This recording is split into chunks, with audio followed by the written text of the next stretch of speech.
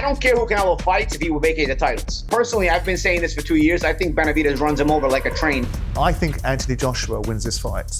It means more, and it's more important for AJ. AJ has to win. That's the most hurt I've ever seen Tyson Fury. You know, he was lucky to survive that 9th round. We don't see you fight for world titles, and when you do, i.e. you get your backside handed to you. It is a long time ago, and what has he done since?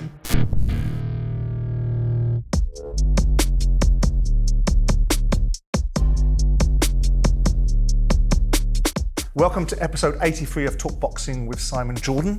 Joining me today after I've lodged Spencer Oliver is one of the best voices in boxing, Ade Oladipo, and also someone who I went to see in one of the greatest fights, I think, in British boxing, George Groves, in that 2013 fight with Carl Froch. Ah, yeah.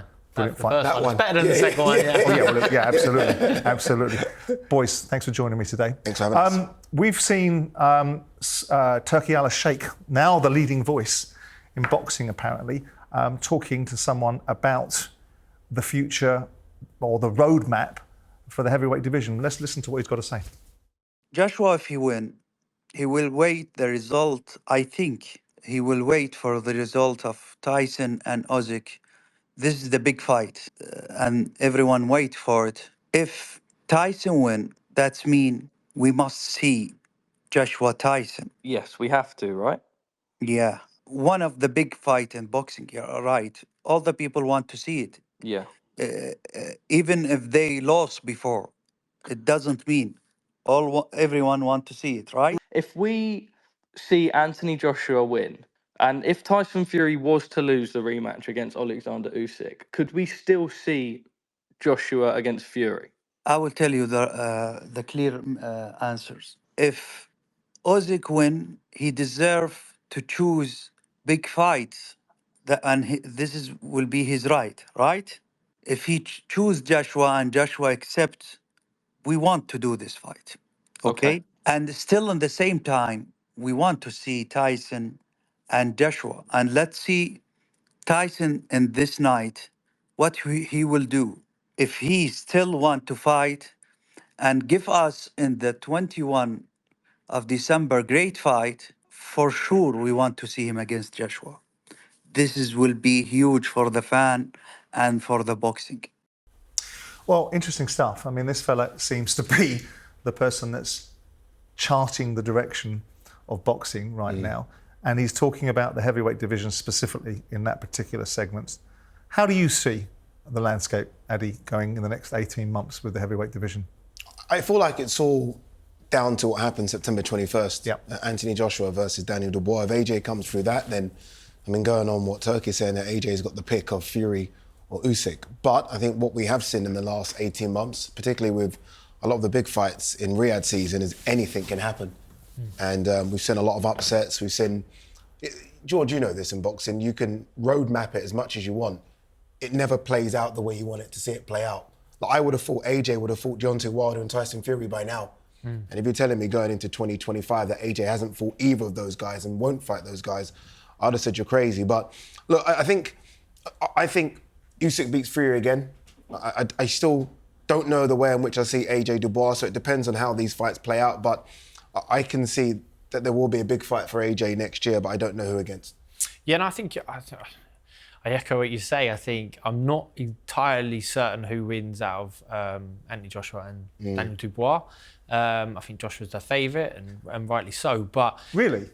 yeah, I mean, you've been very clear. I mean, you've been explicitly clear that you picked Usyk all the way along to beat Fury, and you think Usyk is the blue ribbon event. We heard Usyk talk about the Dubois fight and just discounted it. He's been in with Dubois and he's been in with Joshua, and he was instantaneously discounting Dubois. But you're a little bit more reticent. You can't see that fight with a natural outcome. yeah. Well, I think Usyk is definitely his opinion would go further than mine if he's been in there and shared the ring with both of them.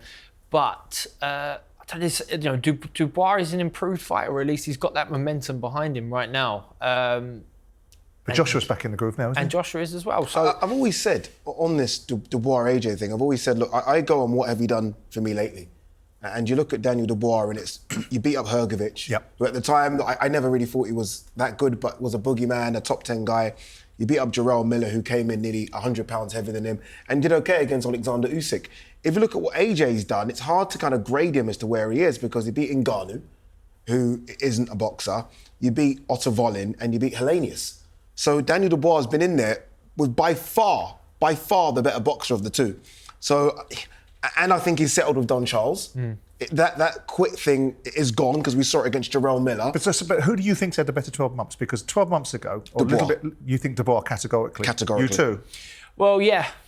I mean, it's sort of, you wonder whether the wins, you don't want to take them away from Joshua, because you can only beat what's put in front of you, but it could be flattering. Like, if the result of the Ngannou fight was what I thought it would have been when he fought Fury, and it wasn't. Yeah. And Fury sort of inflated Ngannou, but maybe not. Maybe Ngannou would be a bogeyman for the rest of the division. Would be a tough fight for a lot of them. But Joshua, Ngannou turns southpaw, ain't a great idea if you're a 2-bout novice. And Joshua goes, thank you very much. If anyone hits you that hard, especially Anthony Joshua, then you're gonna go. Where are you on the debate, George, about Anthony Joshua's rehabilitation? I made an observation, and I repeated it last week about this comment I made about PTSD. It's not a flippant comment. It's about whether Anthony Joshua, when it gets dark and dirty and he has to go into the well and go to the dark place that you guys have to go to sometimes to win fights, whether he's prepared to do it. And people are saying that on the back of the Franklin, on the back of the Helenius, on the back of the Wallin and Ngannou, he's now back in that zone. He's prepared to do what it takes to win fights. Are you in that camp that now the Joshua that people were doubting, and lots of them, his old mate Carl Froch and other people were doubting that he could go there again, and everyone's saying, yeah, this is AJ back now, he's in the groove, and it's what we had before. Are you in that space that he's mentally back in the right zone? Well, you can't say he's not, but he also hasn't had to dig deep, has he? He hasn't had a situation that we saw against Andy Ruiz where he's dropped and he has to find his, recompose himself. We haven't seen him. Those guys ain't forcing him to fight the way he had to fight against Oleksandr Usyk, where he had to dig deep. I mean, he didn't show quitting. But Dubois not at that level, though, is he? Fights. No, but Dubois can punch hard. Yeah. Dubois can punch so hard. So when you get hit and you get hurt, and if Dubois lands on you, it's going to hurt, then we'll see. We will see. And sometimes that might not be it might be harder to sort of deal with that situation against Daniel Dubois than it is against Usyk, because Usyk, he's an elite fighter, whereas Dubois, you're still thinking is the best yet to come. He's never won a world title. He's never performed at that level yet. So if you get buzzed and you get dropped, for example, say against Daniel Dubois, you've got to stand up, shake it off, recompose, get back to your boxing or whatever that may be. That might be a little bit tougher. So I don't know. I don't know. I think mentally, both of these guys have had question marks. I mean, we've questioned AJ's mentality. We've questioned Dubois' mentality. Against Dubois Joyce, shown against us, Usyk, Dubois shown us though that he's now overcome that hurdle, because the going got very tough against Jarrell Miller, very tough. And look, I'm not saying Jarrell Miller is an elite heavyweight, but he's a very, very big, solid guy. The going got tough against Hrgovic. So we've seen him. The question you're asking about AJ, we've seen Dubois overcome those hurdles. We haven't seen AJ. Not saying he can't, not saying he won't, but we haven't seen it where we've seen it with Dubois. So I know if the going gets tough in there against AJ, I expect Dubois to go through the gears and show that he's made of that metal. I don't know if I can say the same thing about AJ, because we've not seen it. I think he will, personally, but the proof is in the pudding. We haven't seen it yet. When you've been boxing, a while, when you've had those big fights, when every fighter goes through a journey where it becomes a point of, what am I in it for? What do I want it for? And I don't know what it is for Anthony Joshua right now. He was so adamant about becoming the unified heavyweight champion for so long, and talking about way back when it was going to be against Wilder, and free time now, isn't it? The wheels came off. He joins an elite club. If he wins the IBF, he becomes the 3-time heavyweight champion of the world, doesn't he? I always hear that, but if you are becoming 3 times, it means you lost it 2 times. Sure, but so does a universally recognised greatest fighter of all time, Muhammad Ali, and that doesn't seem to have stopped him in his tracks, or stopped him in his tracks in terms of people's perception of him. I think the want with AJ, I've sat down a few times with him now, and I think the want has to be that Fury fight. That's it, because again, you've missed out on the Wilder fight now. I don't think we'll see Wilder at the top table much, and it's either the Fury fight or an Usyk get back. That's it, because it isn't money, and I don't know if it's necessarily belts anymore as well. I think it's those two fights, that he's got to get, when it's all said and done, AJ has to get a W on his name with Fury or Usyk. He has to. I think Fury. I think it's a win over Fury. I think as a fighter with a fighter's mentality that you're thinking Joshua was the poster boy of British boxing and Fury wasn't. Fury was the villain. And then it turned so violently the other way. That can't be nice to take, you know. And Fury stands up and beats his chest. He tells everyone he's the people's champion. And it must have been a large part of Joshua going, what on earth has happened? Like, and if he can finish his career with a win over Fury, even if it is a tail end of both their careers, he can say, one time we got in the ring together. Well, that's the next question. I mean, just before I get to it, I mean, who do you think? I mean, I think Anthony Joshua wins this fight. I think he wins it all day. I think Dubois, you know, I like Daniel. I want him to be successful. He's obviously a lot younger than Anthony Joshua, so he gets to go again, depending upon how big a fight this is and what happens in this fight. Where are you boys on? Are you both picking Anthony Joshua, or are you going different? I'm going AJ. I think it means more, and it's more important for AJ just because of the things you just mentioned there. Daniel Dubois isn't expected to win, and he can come again. He's 26. AJ has to win. So there is these real rebuilds of AJ have been fantastic, but Eddie couldn't even rebuild this one if he were to lose against Dubois. And I just think that AJ's experience fighting on the big stage, 100,000 or so Wembley, he's done it before. He's done that walk. George? Dubois hasn't. Yeah, Joshua's a better boxer. He's a better boxer. He should win. I think he can win, but I don't think it's a foregone conclusion. You can't really write off Daniel Dubois entirely right now. But I think Joshua wins. So, given that, do either one of these guys? You've picked Anthony Joshua. We've all picked Anthony Joshua, so we're in unison. But can you make a case for either one of these boys beating either Fury or Usyk? I can make a case for AJ beating Fury, because I do think Fury's at the tail end of his career, and I do think, although still very good, he's definitely on the downside. I can't make a case for either beating Oleksandr Usyk. I've seen him up close now a few times, and I just think he's incredible. I think he's, you know, we'll look back when it's all said and done as one of the greatest fighters we've ever seen. I think he's that special, and I just don't think either can beat him. They can cause him problems, but I think Oleksandr Usyk's still supreme. I really do. So no, I can't see either beating. He's beaten them both. Yeah, Usyk's beat all three, hasn't he? I don't think anyone's going to beat Usyk. And Age? Could Age beat him? Yeah, but they're all around the same age, and you know, I think he's probably had the least amount of pro fights, but everything about Usyk is efficient, and he doesn't accumulate the mileage that others do. He's had spells within a fight where it's been tough, but he's always overcome it, and he's always shown that ability to improve, sometimes even during a fight, and come away. And you think an immediate rematch with Fury Usyk, I think Usyk comes back better. You know, Fury had that spell in that fight where he was having success. You're thinking, well, if Fury comes out and does that again, how can he, with his size and his presence, how can he not win? But it won't be the same fight. But that's what the boys were discussing last week. Fraser Clark was here, and he was talking about the necessity for Tyson Fury to have a tactical change, a rethink about what he needed to do to overcome Usyk. There's a part of me that inherently can't help myself, that believed that my original belief system that said that Fury could beat Usyk because he's bigger and would use all the assets, will find his way again. I look at the conditioning, I look at the mental approach that he had to the first fight. He'd convinced himself to some extent this guy was a rabbit, whether that was all made up nonsense to convince himself of a certain philosophy. I think it will influence his mindset. I still think that Fury can overcome Usyk. But when the boys talked about a tactical change, do you see, either one of you, what Fury can do to negate Usyk? I mean, we saw Anthony Joshua in the second fight close the distance, fight a different fight, fight a more educated fight in terms of the attributes that he needed to have in the first fight, which he didn't deploy. So he learnt lessons and got closer, and it was a much closer fight in the second fight with Usyk and Joshua. And some might make the case, especially Anthony's camp, that a third time around they might just close that gap. But can you see the changes that need to be made? What changes would you advocate for Fury to be able to come out victorious in the rematch?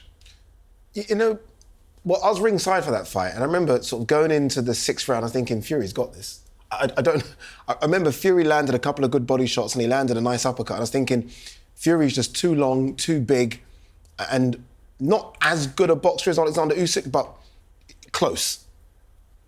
And then Usyk made the adjustments. I don't know if Fury can, but I think Fury is able to make adjustments as well. And we didn't really see it in that fight. Usyk was able to do it from round 8 onwards. And then we saw how good round 9 was. I think there was a part of Fury as well, and I don't want to use excuses for him, but there was a part when he landed shots and he started to showboat a little bit. And I don't know if that's him getting in his groove and thinking he needs to do that. One of the big things, I think one of the big takeaways is the corner.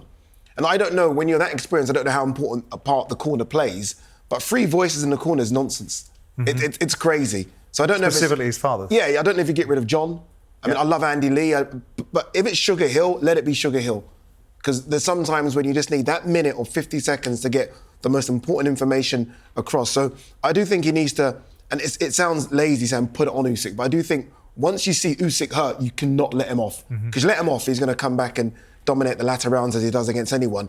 But you need one voice in that corner. And if it's Sugar, let it be Sugar. But he didn't, it's not like Usyk came back and nicked those rounds. That's the most hurt I've ever seen Tyson Fury. You know, he was lucky to survive that 9th round, wasn't he? Like, and he might have been seconds away from stopping it. The referee almost jumps in at one point. You think it gives him a standing 8 count. Got him out of jail there, really. So there's a bit of mental scarring I think is going to take him to a rematch. He knows that it's, when you're asked, I'll just press the guy in front of you. Be like, well, this guy can knock me out. You know, it's not as easy task as I said, for maybe even for What is the Fury, mindset because though, George? I mean, you can speak to it better than anybody. I mean, as I said, I went to that fight. I think one of the most electrifying fights I've ever been to. Specifically, and I love saying it to Carl, that you did everything that you said you were going to do in the first round to Carl. But you had to have a mental approach for the rematch. What is the mental approach of somebody going in? Yours is slightly different because you came away feeling utterly robbed. And Fury will make a case, but I think most conventional wisdom says there wasn't a case. Usyk won that fight. But what's the mindset like going into a rematch of a fight that you've lost? you know, I think mine is slightly warped because I was, you know, adamant that I should have won that first fight. And I think if you've lost the fight and then you're going to immediate rematch, then there must be that desire to right that wrong. But there must be a bit of nerves at play there as well, because you know you've got to do something different. And, you know, as a fighter, you just want to go out and do what you do. But if you're like, yeah, do what you do, but do it different. Like, there's a bit of anxiety in there, I think. And did you have to fight close, out of interest? Because, you know, you say something different. It suggests to me as though maybe you saw it, not a landslide to Usyk, but quite I was comfortable. I can't remember my exact I had scores, it quite close. Really... I actually had that fight quite close. Oh, I was convinced that Usyk had done the job. I didn't think there was a case. I didn't sit there thinking, oh, I'm anxious that there's going to be a bad decision here or potentially a controversial decision. I think the referee helped Fury, as you described, because I think he was on his way down. He was out there, wasn't he? And I think that ultimately the rounds where if there was any case to be made for Tyson, he didn't come strong in. Usyk did. So I think it was a done deal. I also wanted to talk beyond Fury and Usyk and Anthony Joshua and Dubois about other aspects of the heavyweight division, because there's one fighter that I'm really fixated on at the moment, which is Ade Oladipo. I've watched him against. I expected more from Frank Sanchez, and he wasn't allowed to be, and I expected more from the giant Cro-Magnon man, you know, Makhmudov. I mean, he doesn't seem to be featuring any conversations at this moment in time. What do you guys think of him? I think he's incredible. Yeah, so do I really do. I remember years ago when he fought Derek Chisora and beat Derek Chisora, and then again didn't get that push that maybe was needed from that. And I remember going into the Makhmudov fight, and I thought this might be a bit of a problem for him, but he almost made Makhmudov quit, and that's a giant that he kind of cut down. And then Frank Sanchez, again, another guy that's been avoided, a top 10 guy, and he almost isn't getting the rewards for these big wins. And I have him as a top 6 or 7 heavyweight that deserves a big opportunity. So I'm with you. I'm definitely he's number 2 in the WBC. Yeah, I'm definitely in the fan camp of Ade Oladipo. I just don't know how he positions himself. Maybe it's a Joseph Parker fight, but I don't know what he does. But he deserves something. He deserves an opportunity again. I watched the Frank Sanchez fight. I saw that and I was like, both are good fighters. And Cabello comes out and he's a class act. But it feels like now is probably the best time for someone who maybe might not get opportunities, like a Martin Bakole. It's like, if it's a good fight, Turki Alalshikh will make it. So he's probably in a better chance, a better situation now than ever before. Well, that's interesting you bring up Martin Bakole, because Turki Alalshikh specifically and explicitly talked about Martin Bakole and talked about a specific opponent because he wants to expand the Riyadh season into China. So we're joined now by Martin Bakole. Martin, nice to see you. Thank you to have me. Well done. The rumour is, or the suggestion is that you are potentially likely to fight Zhang. Do you want to tell us a little bit about that? Yeah, like I said it after the fight, and I say I'm open to everyone, and especially I'm open to the big Zhang because I know I can stop him no matter where the fight is going to be, in China, in Saudi Arabia, in the UK, America. I'm ready to face him. What do you make of him as a fighter? I mean, ultimately, we've seen him in recent fights with Joyce, where Joyce took a pathway and then decided to fight him again and he destroyed him. Obviously, Zhang is now coming with a bigger reputation. What do you make of him? I'll make him pay because all my life I learned boxing from my brother, who's a saxophone. And you can ask Usyk, he has stopped on the body shot because I know how to stop them. And I think it will be much easier for me. But I know he's a tough and a good fighter. Well, I'll stop him, believe me. Martin, great to see you again. Again, congratulations on that magnificent win against Jared Anderson. There's a couple of things, Martin, that you said that I'm not happy about. You said if the fight happens in America, if the fight happens in Saudi Arabia, if the fight happens in China, why not Riyadh season Africa? I saw the reception you got when you went back home. I think there needs to be a massive Riyadh season Africa event and you headline it. Look, every other country or every other continent seems to be getting big fights apart from Africa. Why not you headlining back home? Because, we know boxing are everything, to get the big fight like this one, always very hard. And in Africa, I need my president to be involved. But thank God he's open to it. And thank you for reminding me. So I will try to ask also the Excellency from this live. And I don't know if he's following us now. It will be so much pleasure and so happy for me to fight in Africa and have like an ambassador in Africa for Riyadh season. So it will much, I'll be calling people out like a Joshua because he's originally from Nigeria. And my hope is, I always want to fight back home in Africa because I never fight in the Congo, my country. What does the next sort of 12, 18 months look like for you? Because you've now put yourself in a situation where people are paying a lot of attention to you. There was a period of time about a year ago when Dillian Whyte was saying derogatory things to you and people weren't paying a lot of attention to you. But now they are. So you've now made a big claim to be at the front of the queue for opportunities. But for you personally, what do you think the next 12 to 18 months looks like from an ideal point of view? I think I'm seeing myself holding maybe 4 belts or 2 heavyweight world champion, Martin Bakole. So I can't wait for that moment because I know I can clean them all. Jared Anderson, I mean, a lot was made about him, comes in with a reputation. Were you surprised at how easily you dispatched of him? I'm not surprised. And I was surprised when they told me that he said yes to fight me because I was not expecting him to fight Anderson now because he's still young, still have a lot to learn. But he made big mistake of saying yes to fight me. He maybe was thinking like me and Billy, we lying when we say people keep avoiding me. But I was not surprised. He's a heavyweight, he's 24, still young, strong. He get what he deserves. Well, Martin, listen, thanks for joining us. Well done. And we're going to watch with significant interest the next developments with you. Boys, Frank Warren recently talked about a rematch between Zhang and Joseph Parker. Now that we're hearing that the money in the room and the intellectual capital of boxing, which is Turki Alalshikh, is now suggesting that the fight that he wants is Martin Bakole versus Zhang. Where's that going to leave Joseph Parker, who's made great strides recently?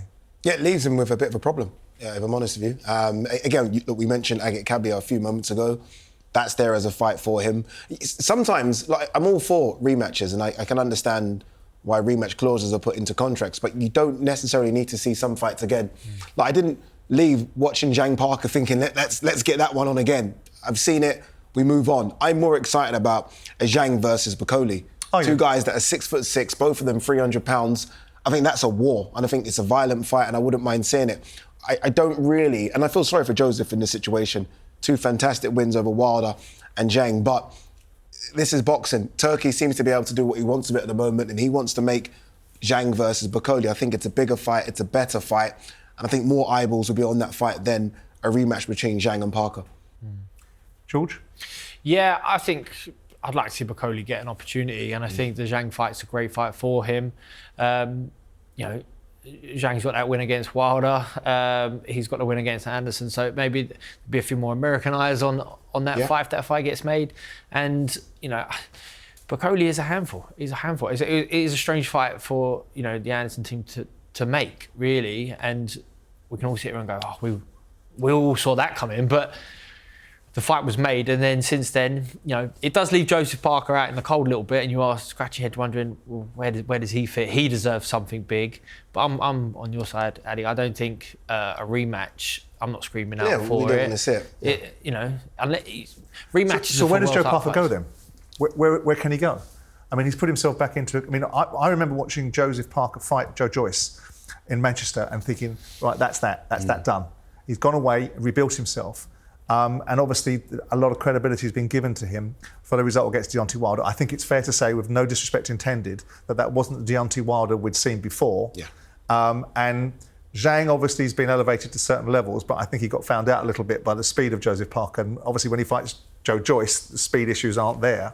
But where does this leave Joseph Parker now? What pathway can he go? Who can he fight? I mean, it depends if he wants to sit it out or not. I mean, you could potentially fight the winner the loser of AJ versus Dubois. Either of those are big fights. But again, I go to the Caballero one. I think Caballero beating Frank Sanchez and Makhmudov, and Joseph Parker beating Wilder and Zhang. I think that's the fight that makes sense. It maybe financially isn't the biggest fight and doesn't put either in a position for a world title crack, but I think that's the fight you make at the moment. I do feel sorry for Joseph Parker. I think, look, the last 18 months have been incredible since the Joe Joyce win. I think him and Andy Lee now looks like a perfect matchup, but it is a case of what have you done for me lately? And a lot of people will remember what Bakole did as opposed to what Parker did against Zhang.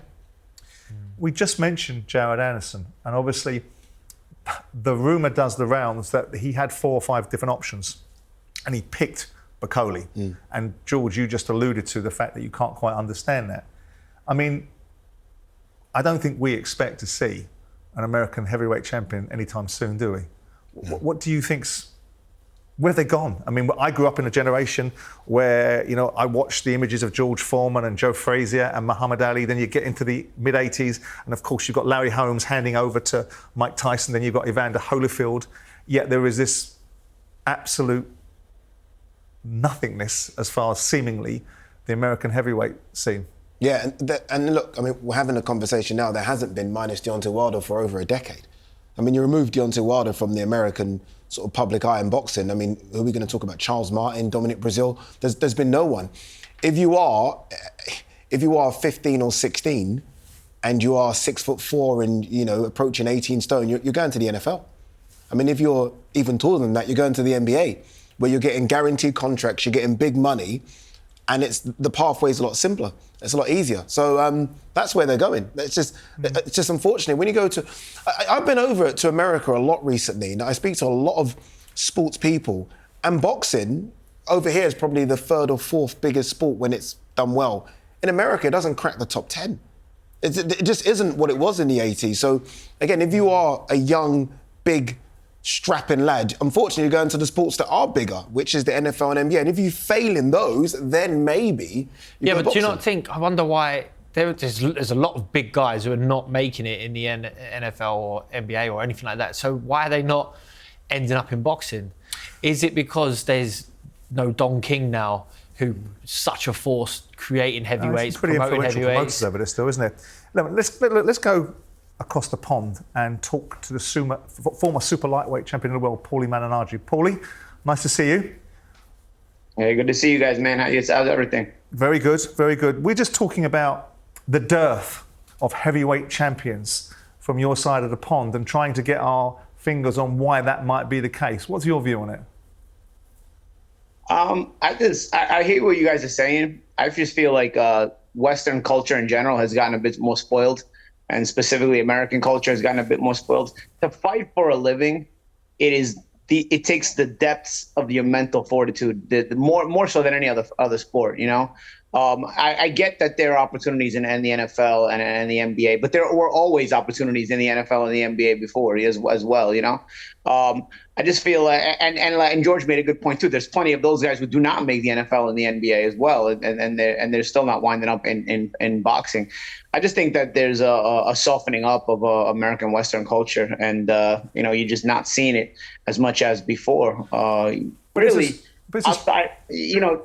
Outside of Latin culture, you still see some African American fighters in the lower weight classes, but outside of of Latin culture, you don't see a lot of American-born boxers like that the same way you used to anyway. You know, so I just feel like it's sometimes it's a bit of the Westernizing has softened up the culture a little bit, and they're just not ready to, you know, go into something that takes so much dedication, and then still, while you're all dedicated, you still might be suffering through it in order to make it, you know, the way some of the great heavyweights of the past proved.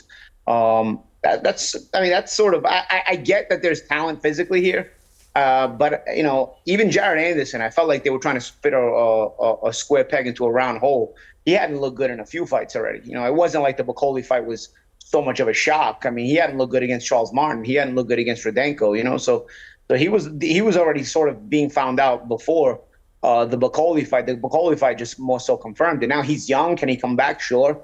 But you get knocked out like that, and he sort of seemed a bit too happy, a bit not so disappointed as he should be in the way he took his first L in the post-fight interview. I just thought to myself, you know, this guy, he just feels like he's made money. He's not even disappointed the way he should be, you know. Your first loss should be traumatizing. Your first professional loss should always be something traumatizing, regardless of who it's against and how much they pay you for it or whatever. But I felt like it was like another day at the office for him in the post-fight interview. So I don't know. I just feel like it's a softening up of Western culture, personally. But culturally, Paulie, I mean, I would say that what England or what America does, England tends to do as a matter of course. But we've got this period of time now where British heavyweights seemingly are so dominant that there doesn't seem to be any immediacy about an American heavyweight coming to the fore again. Is there anything that I'm missing there? I mean, culturally, I think England's very similar. We've got a raft of heavyweights that are doing very well at this moment in time. But are we going to likely see an American coming to the fore again? And I mean, listen, you always could, and you're right about that. You know, that's a great point you're making. But then it goes back to what you guys are saying on the show as well, that the sport of boxing is the third or fourth biggest sport in the UK, and it's not as big as in the US. So even though I'm saying there's a softening up of Western culture, let me see if I can put this correctly. You'll be willing to suffer if something makes you big enough, if something's worthwhile to you. And in the UK, you know, you see boxing stars, they're still on front page of the newspapers. They're still getting major headlines. In America, the young lad who's growing up doesn't really see boxing stars on the major gossip pages or the major pages in general. As a matter of fact, the guys that are most famous in the crossover era in boxing that are crossing over are probably guys like Jake Paul or even Ryan Garcia, who have a major Instagram and YouTube presence, right? So I think that, yes, the cultures are similar, but the sport is still so big in the UK that you sort of push yourself more to find glory. And you guys have, you know, a great crop of heavyweights right now. For me, I can remember sort of like in the 80s growing up or early 90s where Americans used to talk this way about the UK heavyweights, you know, where it was like, you know, they're trying to push Frank Bruno on us, but, you know, we have a lot of great heavyweights here. And then Lennox, he's, you know, quote unquote Canadian, and they made him British just so they could have somebody. Well, now look, the tables are turned now. Now all the great heavyweights are British, and you guys are laughing at us. So, you know, it could also come in little spots, you know, and generations change. Paulie, obviously, look, we're talking heavyweights here, but can we open it a bit wider as well to just the whole state of boxing? Because I was looking at your fight against Miguel Cotto, right? And I was looking at the pound-for-pound rankings then and how stacked it was, whether it be at 140, 147, moving up 154, 160. I look at all those four divisions I've just mentioned, and, I mean, it's slim pickings at the moment. We've got a lot of good guys coming through at 135. But you look at the state of boxing in those four. I mean, look at the 160 division. I mean, Carlos Adames, Alan Canali, and now you got Danny Garcia versus Lara. I mean, where are all the boxers? Like, not just the heavyweights, where's everyone? Yeah, and that's the thing. I think they are there. If you go into the gyms, they're there. The problem is you have to keep the wheel turning, and I think fighters not fighting each other is an issue, because now you don't allow you guys. For example, we had an issue when in the 140-pound division right now, where Devin Haney and Shakur Stevenson aren't fighting. In the 168-pound division, there was Canelo and Benavidez aren't fighting. What ends up happening is guys don't want to fight each other because guys want to fight those guys, and until those guys fight each other, nobody else is going to take a chance underneath them, because, hey, you know what? I want to stay in those sweepstakes, and I want to be able to jump in with the winner when they end up fighting. For example, at 168, nobody's fighting anybody. You got great fighters, but nobody's fighting anybody because Canelo's holding up all the titles, and nobody wants to take a chance because they're taking the example from the top. So I think that you end up sort of not letting the younger crop come to the forefront and be promoted and be seen for as good as they are. I would assure you, man, if you go into boxing gyms in America, you've got some talent there. You got guys that can be pushed into the mix. But if the guys at the top aren't fighting, then the talent at the bottom is not going to get that chance. You saw this in the welterweight division with Jaron Ennis, really. There was an entire crop of welterweights that were really, really good. And they weren't letting Jaron Ennis into the mix, because it's sort of like, okay, we're in the room, we're going to play with each other. They actually, if I'm honest, they did that to Kell Brook as well, because he wasn't with the same stable in the U.S. So if you don't let the wheel turn, you can't develop new eyeballs going to new talent, and the wheel keeps turning. And that's what I'm sort of seeing right now. That's kind of why it's positive that Turki Alalshikh is doing this, at least in the heavyweight division, where he's bringing fights and he's making the fights together. I have some things I agree with Turki Alalshikh and some things I disagree with, but one of the things I really agree with is the fact that he's making all these fights and the wheel's turning. Look at how look at what happens when you make the fights that are supposed to happen. The wheels in the heavyweight division are turning. American heavyweights aside, forget that. But the wheels turn in the heavyweight division. You understand what I'm saying? Everybody's fighting everybody. And what happens? You're developing new guys that come in. Bakole wasn't that known, the guy you just had on the show. But then he knocks out Jared Anderson. And granted, he was known, but again, his brand wasn't as big as it is now. You know what I'm saying? So the wheels of the heavyweight division are turning because you make the fights. That has to happen in the lower weight classes as well. So that's where the boxers are. They exist. Just nobody's fighting each other, so they're not able to come up to the forefront. Talking about Turki Alalshikh, you just mentioned him. Obviously, you've got the perceived pound-for-pound king is Terence Crawford, and there is this perception from what I listened to with the Turki Alalshikh interview that he can't make the fight between Crawford and Canelo. Where are you on that, Paulie? Do you like that fight? Do you think that Crawford should be stepping up from the weight class he is to 2 or 3 weight classes up to fight Canelo anyway? I'm not crazy about it. I think Canelo is looking for easy pickings later in his career. The fact that he's been allowed to avoid a mandatory for 3 years is absolutely appalling. That the sanctioning body should be ashamed of themselves. Absolutely disgraceful. But I think he would possibly consider Crawford, but he wants a crazy amount of money because he sees the kind of money Turki Alalshikh pays, and I think he's just sort of trying to take advantage of it, which of course rightfully offended Turki Alalshikh. I'm not crazy about the fight. I think weight classes exist for a reason. Crawford's been amazing. His talent has been something that has overcome the weight class deficit. But at a certain point, you can start to see that. And listen, man, the Crawford and Madrimov fight was right there. I don't understand why there's this talk about Crawford and Canelo. I think if anything, that fight right there should tell you that he's not able to probably go up that many more weight classes. I mean, he really had to test himself in that fight. That fight came down to the last couple of rounds, if you ask me. Madrimov is good. You have a 154-pound division that's very, very good. I can also see why Crawford would just want to take on Canelo, because Canelo's like him. He's made a lot of money already. And then, it's sort of like a Hollywood type of fight where it's big names, big brands in the division in boxing, and you just fight each other. Because you fight these young, hungry guys, you're going to end up having being really, really tested against guys that the world is not going to give you credit for beating, like a Madrimov. That weight class is difficult. Last question before you go, Paulie. Who do you want to see Canelo with him? Benavidez? I want to see. I don't care who Canelo fights if he will vacate the titles. Personally, I've been saying this for 2 years. I think Benavidez runs him over like a train running over a car that's stuck in the train tracks. That's what I think, and I stick with that. And his apprehension to fight the mandatory continuously only further cements my opinion of that. So I don't think he's gonna fight Benavidez. The only reason I want to see him fight Benavidez is for the belts, but I don't even think it would be a good fight. If he would vacate the titles, he could go on his retirement tour like like Chavez Sr. did at the end of his career. You know, remember if you guys remember that far back. But I don't know, man. I'm more excited about other things than I am Canelo, man. I mean, Crawford Madrimov was really exciting. I talk about the things I like about Turki Alalshikh. One thing I don't like about Turki Alalshikh is he talks like he's making tune-up fights. He keeps talking about what you'll do after this fight and after this fight. These are not tune-up fights. You can't predict the winners. And we saw that when he tried to make AJ and Wilder. He was overlooking Zhang like as if he didn't exist. And then Zhang ended up knocking out Wilder, and that imploded. He's done that again here with Crawford and Virgil Ortiz now. Since he can't make the Canelo fight, he was talking about, I'm going to make him with Virgil Ortiz. Dude, Virgil Ortiz and Bohocic just fought a neck-and-neck fight that half the world thinks Bohocic won. Don't you think that should be a rematch instead?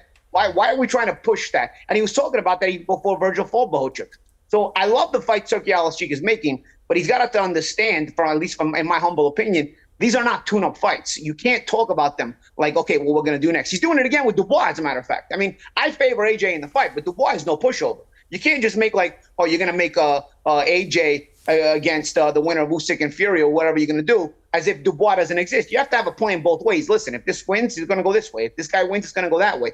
These are very, very exciting fights. No matter who wins, you've got exciting possibilities. And I'm thankful for that. I think he's done an amazing job. But this is hard to script. This stuff is hard to script unless you make tune-up fights. And one thing Turkey's not doing, he's not making tune-up fights. He's making great fights. Geez, Paulie, I thought I could speak quickly and feel content. Yeah, well, you told me it's the last thought, so I was trying to get them all in at the same time. Good lad. Nice to see you. Thanks for dropping by. Cheers, boy. See you. Take care, guys. Thank you. Boys, Fabio Wardley and Fraser Clark. Fraser was here last week. We now know that the rematch has been ordered by the British Boxing Board of Control. I'm interested to see your views because I haven't heard from either one of you about the first fight. So, I mean, I felt that Wardley won the first fight. I don't know what you boys thought and what you thought of the fight and what you think of the rematch. I hate a draw in boxing, but I almost felt walking away, I didn't mind it being a draw. With it. Yeah, I was like, you know what, yeah. Fair, because I felt we were going to see it again as soon as the referee raised both arms. I like it. I like it again. I still feel like Fabio's got room for improvement just because there was no amateur background, a white-collar background. And if he can really dedicate, and I'm talking really dedicate himself to the sport, then I feel like his ceiling just might be higher. I really do believe that than Fraser's, because Fraser's got all the Olympic... Like, that version of a fighter with that Olympic pedigree shouldn't be going toe-to-toe with someone that's never had an amateur background. So that's why I feel like maybe Fabio could get better. But I like it. I do like it. And whoever wins goes on to European fringe world level. But it's a good fight, really good fight. George, what did you think of the first one? I think I had Fabio winning. But I also think slightly the other way that Fraser Clark can come away and improve because he spent so long in that amateur Olympic cycle that amateur boxing, Olympic boxing is very different from pro boxing. And he has the talent to be a very good pro boxer, but he's nowhere near the finished article yet in that respect. His age is a concern, of course, you know, and just the amount of mileage that he would have, accrued on that fight, exactly. And as an amateur, and sparring. in assistance. He's been a chief sparring partner for so many good heavyweights. And overlooked really in some ways, like as a fighter, he's had to take the dent and he thinks he's going to be number one and someone's gone in front of him. But I think in terms of becoming a better pro, Clark can do it. I'd like to see the fight again. We're gonna.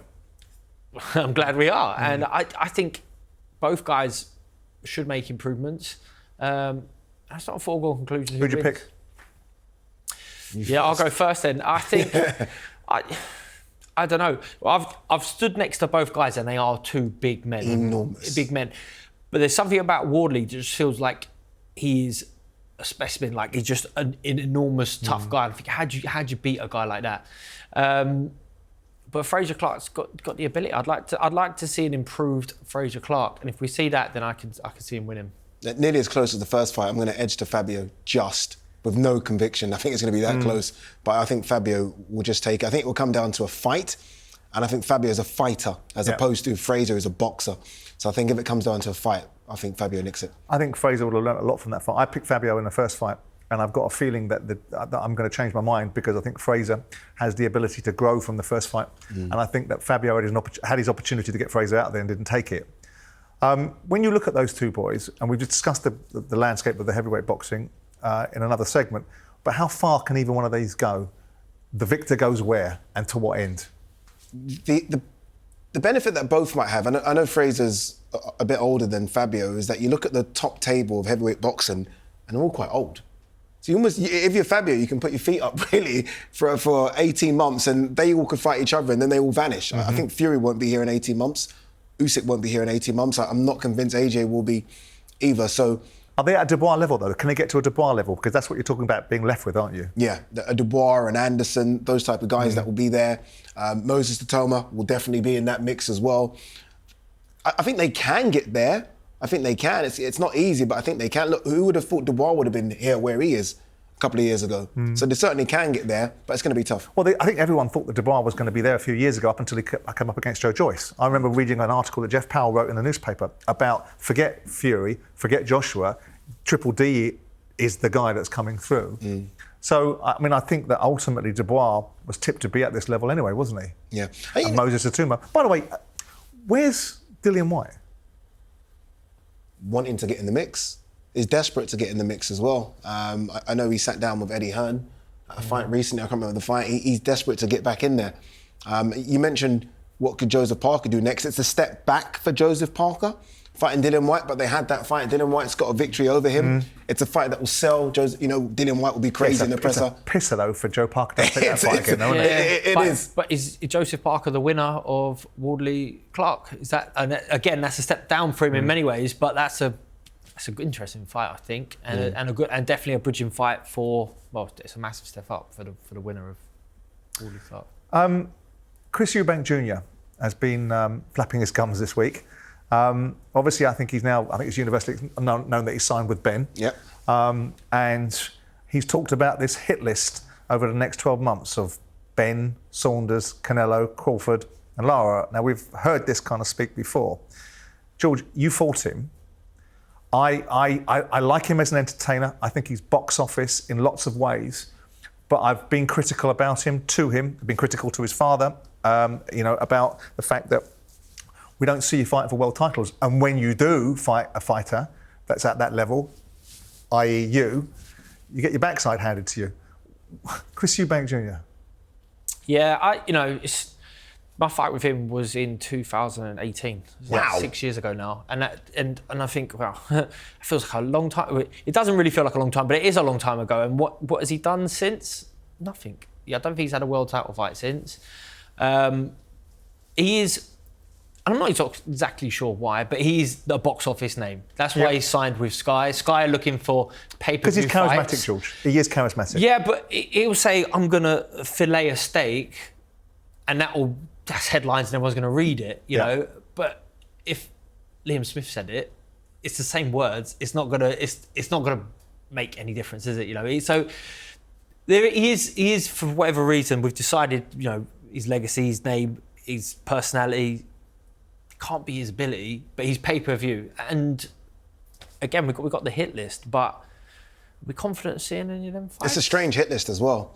So Billy Joe Saunders, who hasn't fought since he lost to Canelo, so that's not happening. Who said he was going to fight at light heavy, by the way. Yeah, Billy Joe's massive. I don't think he can even make light heavy at the moment. With the Conor Benn situation, we have no idea what's going to happen. Canelo, look, he was in discussions. That was legit discussions to fight Canelo in September. I don't know, man. I love Eubank just because he is a character. You either like him or you hate him. You're going to tune in to watch him. And I thought he's coming off his best performance of his career against Liam Smith. Sure. I thought he looked really good, and then he sat out for a year. So again, that's the problems. I mean, you come off a good performance. Let's do something. Let's build on that. And he hasn't fought since. When you fought him, George, I mean, obviously, it took you a number of attempts to get a world title, and I'm really glad that you got one because I thought you thoroughly deserved one. Did you think that Eubank Jr. Would go on to win a world title? Yeah, well, he at the time, so he was a lot fresher than he is now. 6 years ago, he had a lot of momentum behind him. His dad was talking. Doing a great sales pitch, and he was putting together some decent performances, maybe slightly flattering, but he was a favourite going into our fight. I remember that, and being shocked, but also not. That's how he was being portrayed, and I thought he had world-class, like a world-class engine. Mm-hmm. So he could, throw a high volume of shots. He had good hand speed. He's physically very strong, not like a one-punch power knockout artist, doesn't have equalizer power, but definitely to be respected. And the boxing ability, because of the schooling that he had, was never going to be at the top level, but he was a very good, well-rounded pro. I thought he would win a world title one day. You did. But then, you know, it comes down to desire. Like, it comes down to desire. And maybe in some ways he's just the desire to win a world title would never quite be the same as everyone else because his profile is so big, because he can always be the A side. He can pick easy fights. He can do a Canelo and pick his fighters, but he's never won a world title. But because of his name and his status and, you know, let's be honest, the way the boxing scene is here in the UK right now, he can go to a boxer at Sky and get pay-per-view fights, like the 2 pay-per-view fights he had against Liam Smith. No world title on the line. I'm not sure what the numbers were, but it was good enough to do it again. And they were good enough for him to sign, and they'll be looking to do more again in the future. I think he's waiting around for a Conor Benn fight, which I don't know the ins and outs of that situation, but it seems like that's never going to happen. But there must be a strong enough possibility for both them guys to not go in a different direction where it feels like they're waiting to fight each other. Do you think his father, I mean, I spent a lot of time with Eubank Sr., who is a riddle wrapped up in a rhyme, isn't he, at times? But do you think his father helped or hindered his career? Because whenever you talk to Eubank Sr., it's about him first and his son second, even when he's describing his son. So when you look at that relationship that started with great success and then is obviously broken up and they're no longer working together, and hopefully they'll get their relationship back together. The question is, do you think that his father was of more benefit to him than a disadvantage that he now has by not having him? It depends what his dreams were at the start. Like I look at Eubank Jr. and I almost feel like this is someone that is in full control, whether you like it or not, full control of what he's doing. I think boxing is such a dangerous sport, and I've always said, get in, get rich, and get out. And George just mentioned the fact that this is a guy that, in terms of ability, he's not the best, but he's had 2 pay-per-view fights. He's made a lot of money. He's come back. Everyone wants his signature. Yep. We're all going to tune in for his fights, regardless of who he's fighting. And he just seems to be so assured of himself. And I think that's from his dad, who's seen the sport inside out, knows how awful the sport can be, you know, knows the snakes in the sport as well. And I think he's guided him from young with that. I think there could have been a lot more. I think he could have gone on to win a world title, but I don't think he cares. I just think he cares about making money, playing poker. When that money runs out, come back to boxing, make a few more million, and go back and play poker. I think he's done so well at the sport because I actually don't think the talent was there to really compete with the very best. I think we saw it against George, and we saw it against Billy Joe. But I do think his dad's been more of a help than a hindrance. Picking up from other things at Turki Alalshikh, it's a fascinating thing, isn't it? I mean, this fella now is the dominant voice in boxing. Yeah. You know, ignore the WBC, ignore the WBA, ignore the IBF, ignore the promoters. Basically, he wants to talk direct to the fighters. He will make the fights. He will determine the outcomes. He will determine the entire future. It's interesting because I'm watching it thinking, what are they doing here? Because they can't do it in football, the Saudis. They can't buy football. They had trouble buying golf because they've had that challenge with Live Tour and all that sort of stuff, but they can buy the boxing world because it's a fragmented sort of Wild West. So it's an interesting dynamic. But he talks also about a lot of things, but he talks about wanting Inoue to fight outside of Japan. I mean, this is an elite fighter. I mean, what do you guys make of that? I love Inoue. Yeah. I think, this is a guy that's arguably, with Crawford and Usyk, pound for pound, number one. It's almost like 1A, 1B, 1C. Like, for years, it almost felt like all the big fights only happened in America, whether it be in Madison Square Garden or Vegas. Now you've got a lot of fighters that can actually do what the numbers in their own country. I have no problem with Inoue staying in Japan. I mean, he sells out arenas, sells out stadiums. But if his brand wants to be global, which he might, then he knows he needs to come out of Japan. It's against who? That's the question. The question mark is against who. But I'm all for Inoue fighting over here, fighting in Saudi, fighting in Vegas, because I want the world to see just who this special Inoue is. And I think like sometimes his fights are like 9 in the morning or 10 in the morning over here and no one gets to watch them. If we can have Inoue prime time in the UK or the US, I think he's such a big superstar for boxing. And it's a sport that lacks superstars. So I'm all for Turkey trying to get him out of Japan and let him fight somewhere else. 2 other quick questions before we go. The rumour mill is suggesting that Shakur Stevenson is in conversation with Joe Cordina about a fight. What do you think of that? I mean, obviously Joe had a very difficult fight against Anthony Kokachi, was brilliant in that fight, and probably a lot was taken out of him in that fight. Views on that? Yeah, I mean, that's not the best fight for Joe Cordina to take after that fight with Kakachi. He'll get paid though, won't he? Yeah, should get paid well. But Joe Cordina's a supreme talent, like a brilliant talent, and I personally wouldn't want him to fight Shakur next. I'd be like, let's get back to the drawing board and rebuild. Like, let's rebuild. I wouldn't even be thinking, right, make some adjustments and get back in with Kakachi. I'd be like, no, let's go slightly different route. We'll look for Kakachi soon, but let's get back to the drawing board. Stay in the same weight class? No, Oh, I'm not sure how tight. Definitely move up. Yeah. I mean, you know, the stories are that he's super tight, you know, in that division, and that might have played an outcome on that, you know, his performance last time out. But it might also be the reason why he was knocking guys out. True. So True. it is tough. It is tough. Balancing it. And lastly, Nick Bull. I mean, I am a huge admirer of Nick Bull. I think he beat Vargas. I think there's little doubt. I mean, I don't quite understand Vargas standing in the ring after the fight saying he fought Nick on his home. I kind of went back on him, didn't I? I said, Nick's from Liverpool, not Saudi Arabia. Yeah. And I thought he was fantastic against Ray Ford. He's got a homecoming, you know, coming back to Liverpool and fighting Ronnie Rios, which is number 13 fighter in the world. I mean, I was talking to Frank about it the other day, and he's saying, well, it's an American audience. I said, well, there's 2 other fighters at the top of the pyramid that are ultimately available for him to fight.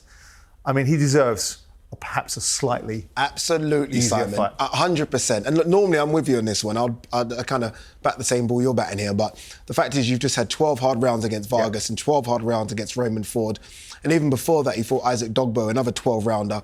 He's given us at least 4 fights now. I think it's in 11 months. No other world champions doing that. So I'm all for him having an easier fight, because the way in which he fights, which is 100 miles per hour, you can't have those type of fights all the time. So I'm all for him. Go back to Liverpool, the M&S Arena, have a tune-up if you like, and then start attacking the champions unification. Again. Yeah. Do you think Vargas will get in with him anytime soon? Absolutely not. No, neither do I. Absolutely not.